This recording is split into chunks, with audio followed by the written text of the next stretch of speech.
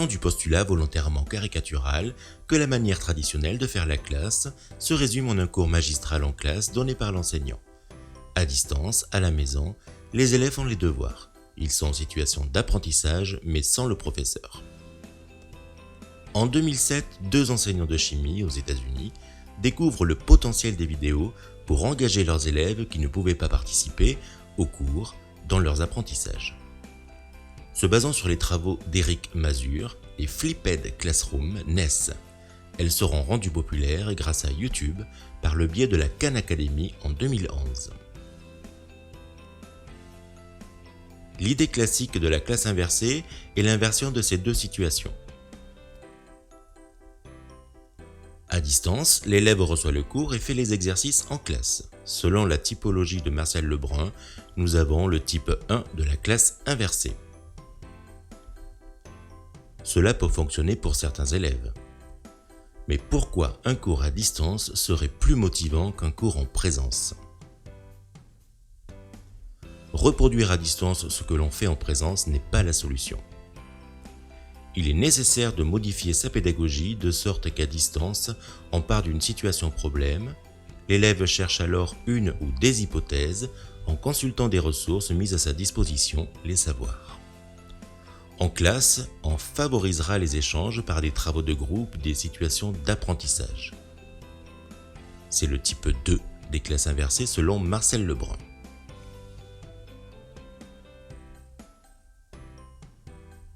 On peut représenter graphiquement ces 3 situations selon 2 axes. En ordonnée, le rôle enseignant-élève. Plus on s'élève et plus l'élève est acteur et l'enseignant accompagnateur.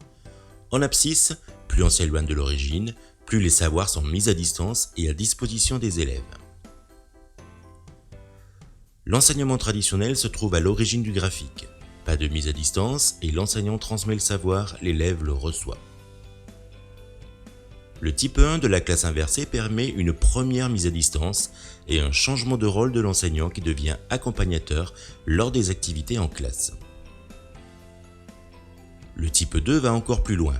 L'élève récolte les savoirs pour répondre à un problème et il construit ses connaissances par des activités collaboratives en classe accompagnées par l'enseignant. Entre ces 2 types de classes inversées, on trouve une multitude de situations qui sont appelées les classes inversées de type 3. Il n'y a donc pas une seule modalité de classe inversée, mais plusieurs, selon les besoins, les scénarios pédagogiques mis en place. Vous trouverez un guide pratique sur les classes inversées au format PDF à télécharger à cette adresse.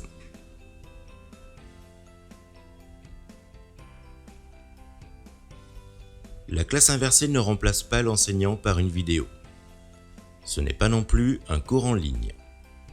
En revanche, la classe inversée, ce sont des ressources en ligne qui permettent aux élèves de répondre à un problème ou de préparer la séance en classe en laissant du temps aux interactions avec l'enseignant. Mettre à distance ne signifie pas toujours faire à la maison. La distance signifie sans l'enseignant, c'est-à-dire en autonomie. L'utilisation du numérique n'est pas obligatoire, mais c'est un facilitateur pour mettre en place les classes inversées. Avec les classes inversées, l'accompagnement individualisé est favorisé, permettant la différenciation. Il faut accepter un changement de posture en accompagnant les élèves dans leurs apprentissages.